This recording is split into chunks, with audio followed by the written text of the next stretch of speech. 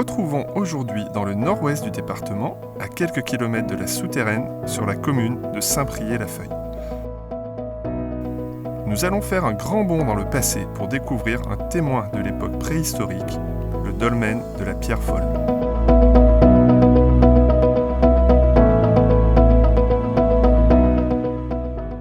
Le mot dolmen viendrait du breton taol, qui signifie table, et men, signifiant pierre. Les dolmens apparaissent au néolithique. Ce sont des monuments funéraires mégalithiques pouvant accueillir plusieurs sépultures et qui ont parfois été réutilisés au cours de l'histoire. Constitués d'une grande dalle de pierre horizontale reposant sur plusieurs dalles droites, les plus anciens exemples européens se situent en Bretagne. Nous nous trouvons à 300 mètres au nord du village de la Feuille, devant ce dolmen édifié à une période comprise entre 3000 et 2000 avant Jésus-Christ. La table présente une forme ovale de 3,40 m de long sur 3 m de large.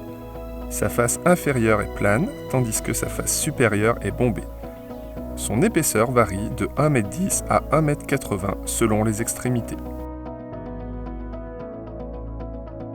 À l'origine, elle reposait sur 7 imposants piliers monolithes. Vers 1845, un des piliers fut retiré afin d'ouvrir l'édifice aux fouilles archéologiques, au cours desquelles a été découvert un bac en pierre contenant une hache et un silex. Cette modification entraîna un équilibre instable de la table et l'on put alors la faire osciller manuellement. Ce fait pourrait être à l'origine d'une de ces appellations, celle de Pierre Folle.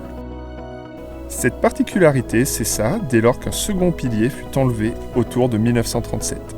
La pierre aurait d'ailleurs été utilisée pour la réalisation du lavoir au village de la Feuille. Aujourd'hui, 5 piliers sont encore en place, dont les mesures varient de 80 cm à 1,10 m de hauteur, mais seuls 3 soutiennent réellement la table. Ce dolmen traîne son cortège de maléfices et de légendes. La plus connue est celle du jeune Blaise Pinsonneau. Blaise Pinsonneau est un beau gars de 24 ans, joyeux buveur, enjôleur et joueur de vielle. Un soir de Saint-Laurent, jour de fête de Saint-Priest-la-Feuille, regagnant son village, il rencontre près du dolmen de la Pierre Folle d'horribles fantômes sous la forme de 7 êtres étranges vêtus en blanc.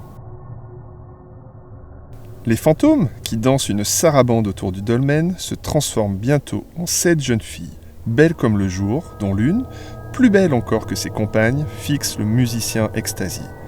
Blaise échange le baiser des fiançailles avec les séduisantes apparitions.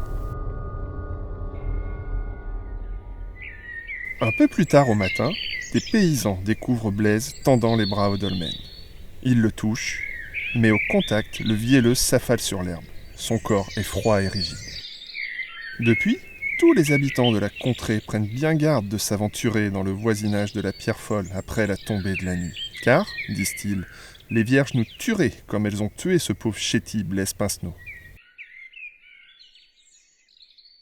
Inscrit au titre des monuments historiques depuis 1938, le dolmen de la Pierre Folle a bénéficié d'un aménagement de ses abords, ce qui a permis une mise en valeur de ce remarquable site.